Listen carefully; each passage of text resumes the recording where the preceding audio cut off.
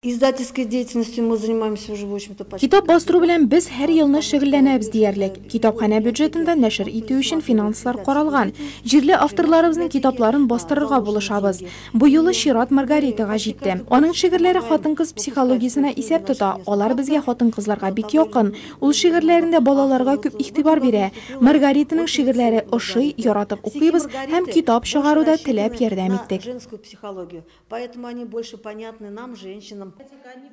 Әлеге kitapның бастырылуы Маргарита Лита өчен чын мәгънәсендә бүләк була. Мәктәп эскәмиясеннән шигырьләр яза. Соңрак аларны газета битләрендә бастыра башлаган Маргарита иҗат җимешләреннән китап чыгарырга уйламаганда була. Әмма күңеленең бик ерак сандыкларына яшергән бу хыялын Нурлатның тагы бер талантлы шәхесе Елена Айберник тормышка ашыра башлый. Ул Маргаританың туган көненә үз рәсемнәр белән бизәлгән булачак җыентыкның макетын бүләк итә. Основной свой творческий багаж. Үземнең төп иҗат багажымны мин алдан остазым Андриан Григорьевка бирдем. Ул карады, төзәтте, миңа булышты, фикерләрен белдерде. Ул һәрвакыт миңа алга таба үсәргә кирәк, шигырьләрне җыентык итеп бастырырга кирәк дип әйтеп килә иде.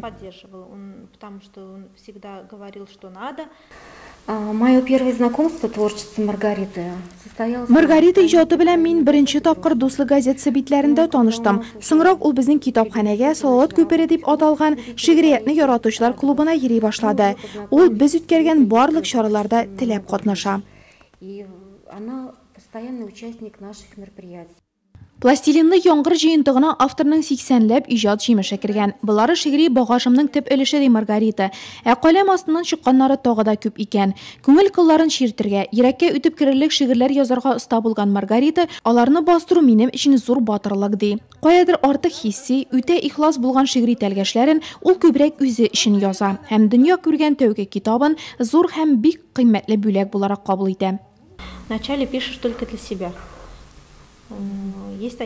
Алдан һәр вакытта үзең өчен генә язасың инде. Кайбер шигырьләр кемгәдер теләктәшлек күрсәтеп языла. Икенчеләре белән балаңны йокларга яткырасың. Өченчеләре шатлыкны белгертеп каләм астыннан чыга. Шигырьләр төрле була. Пластилинлы яңгырны нәшер итүдә зур ярдәм күрсәткән китапхана белгечләре мондый шигырьләр дәфтәр битләрендә генә ятарга тиеш түгел ди. Литаның иҗатын яратучылар өчен бу җыентык бик кирәк дип белдерә. Ә Маргарита исә тәүге китабы Нурлатның талантлы, абруйлы авторлары әсәрләре арасында үз урынын табар дип өметләнә.